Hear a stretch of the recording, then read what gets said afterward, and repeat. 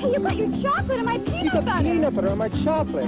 What? The 1970s felt safe, at least that's how we remember it. Homes felt stable, neighborhoods felt familiar. Adults seemed confident. Rules were firm, routines were predictable, and most of us never questioned the systems around us. If something was allowed, we assumed it must be fine. If everyone did it, it must be normal. This isn't about shaming the past, it's about understanding it and recognizing just how much was accepted as normal without question.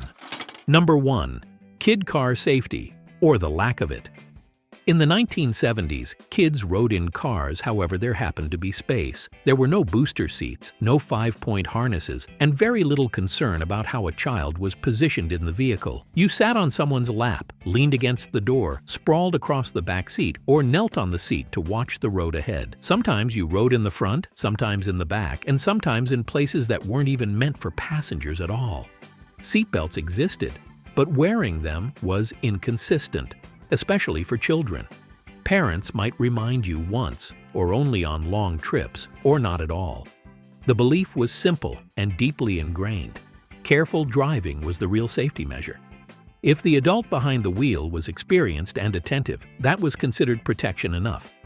Station wagons and sedans became rolling playrooms. Kids slept on the back ledge, built nests out of coats, or slid across vinyl seats at every turn. No one thought of these moments as risky. They were just part of family travel.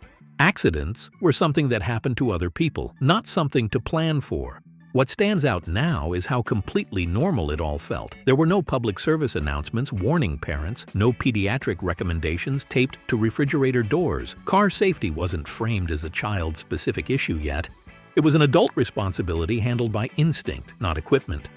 Today, the idea of a child standing in a moving car or riding without restraints is alarming. But in the 1970s, it wasn't neglect. It was trust. Trust in the driver, in the vehicle, and in the assumption that we've always done it this way, and everyone's fine. That quiet confidence is what makes it so unsettling to look back on now. Number 2.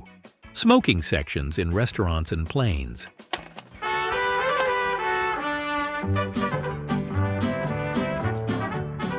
I'd walk a mile for a Camel. This little demonstration was strictly for smokers who never tasted a Camel cigarette. Camel smokers, you know what we mean. You other guys, start walking. The idea of a smoking section feels almost surreal now, but in the 1970s it was treated as a perfectly reasonable solution. Restaurants would place a small sign on a table or hang one from the ceiling, and somehow that was supposed to contain the smoke. The air didn't change when you crossed an invisible line, it just got slightly thicker the farther in you sat. Families brought kids into these spaces without hesitation. Children ate meals while ashtrays sat inches away, full and overflowing. On airplanes, entire rows were designated for smokers, and kids were often seated there simply because those were the open seats. The smoke drifted through the cabin, settling into clothes, hair, and blankets. But no one questioned it. It was just part of traveling. What's striking now is how normalized it all was. Adults trusted that a few feet of separation was enough. Smoke was considered annoying, not dangerous. If a child coughed, it was brushed off. If your eyes burned, you looked away. The responsibility wasn't on the environment. It was on the individual to tolerate it. Even people who didn't smoke accepted it as part of public life. You expected to smell like cigarettes after dinner out. You expected the yellow tint on airplane walls. It was so common that many kids didn't even associate the smell with smoking at first. It was just what restaurants and planes smelled like. Well, I guess it's just you and me, buddy. Yeah, me and my Winstons, me and my Winstons, we got a real good thing, a real good taste. Hi. Looking back, it's hard to believe how casually children were placed in those environments. But at the time, there was no sense of risk, no warnings, no cultural pushback. The system itself felt trustworthy. And because it was allowed everywhere, it felt safe. That unquestioned acceptance is what makes it so startling now. Number 3. Lawn darts and dangerous toys. Some toys were just dangerous. Lawn darts, heavy, sharp metal projectiles, were sold as family games. Kids threw them into the air without helmets, supervision, or concern. Chemistry sets included real chemicals. BB guns were common gifts. Fireworks were treated like toys, not explosives. The trust wasn't in the toy. It was in the idea that kids would be careful, and if something went wrong, it was chalked up to bad luck, not bad design. Today, product recalls would shut these down instantly, but in the 70s, danger was part of the fun. Number 4. Chemistry sets with real ingredients. In the 1970s, chemistry sets weren't simplified or padded for safety. They were marketed as real science. These weren't toy versions of experiments. They were introductions to actual chemicals, actual reactions, and actual risk, all packaged as educational fun for kids. Boxes promised excitement and discovery, often showing smiling children in goggles that felt more symbolic than protective. Inside were glass vials, powders, liquids, burners, and instructions that assumed a level of caution most children simply didn't have yet. Warnings were brief. Supervision was suggested, not required. Parents trusted these sets because they came from reputable companies and were sold in department stores alongside dolls and board games. If it was on the shelf, it was assumed to be safe. Science was encouraged, curiosity was praised, and the risks were largely invisible. Kids mixed substances on bedroom desks and kitchen tables. Spills were wiped up with paper towels. Strong smells filled the room. Experiments were repeated just to see what would happen if you added a little more this time. The danger wasn't part of the appeal, but it wasn't hidden either. Number 5. School discipline norms. Discipline in schools was firm, physical, and rarely questioned. Paddles hung in offices. Public humiliation was considered effective. Detention, punishment, and embarrassment were accepted tools for control. Parents often sided with teachers automatically. The belief was simple. Authority knew best. If discipline hurt, that meant it was working. Today, many of these practices would spark outrage.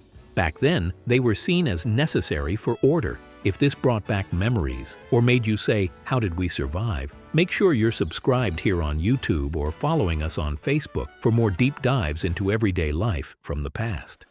Number 6. No allergy awareness in schools. In the 1970s, food allergies were barely part of the conversation, especially in schools. Peanut butter sandwiches were everywhere. Candy traded hands freely. Cupcakes showed up for birthdays without ingredient lists or warnings. No one stopped to ask what was inside. If a kid had a reaction, it was usually framed as being sensitive or picky, not medically vulnerable. Teachers weren't trained to recognize symptoms. Nurses' offices weren't stocked with emergency medication. The idea that a food could be life-threatening to a child simply hadn't entered the mainstream yet. Lunchrooms were a free-for-all. Kids swapped snacks, shared cookies, and dared each other to try things they didn't like. Refusing food often came with teasing, not concern. "Just take a bite," was said casually, without any sense of risk behind it. Parents didn't send notes. Schools didn't ban ingredients. There were no peanut-free tables, no classroom alerts, no protocols. Responsibility, if it existed at all, fell entirely on the child, who was often too young to understand what was happening to their own body.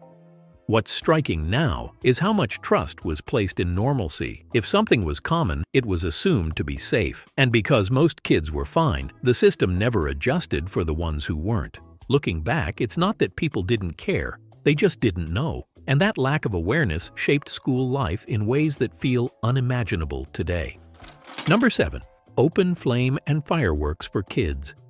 Kids lit things on fire, casually. Firecrackers, sparklers, bottle rockets, all handled by children with minimal supervision. Matches were common household tools, not locked-away hazards. Fire wasn't feared. It was familiar. The trust was cultural. Fire was part of growing up. Today, this level of access would trigger alarms. Back then, it was a summer tradition. Number 8. Letting kids roam all day. In the 1970s, kids were given a level of freedom that feels almost impossible now. Once you left the house in the morning, you were largely on your own until dinner, or until the streetlights came on. There were no check-ins, no texts, no tracking. Parents trusted that kids would figure it out. You rode bikes across town, wandered through neighborhoods, cut through backyards, and disappeared into woods or empty lots without telling anyone exactly where you were going. The rule was simple: be back by a certain time.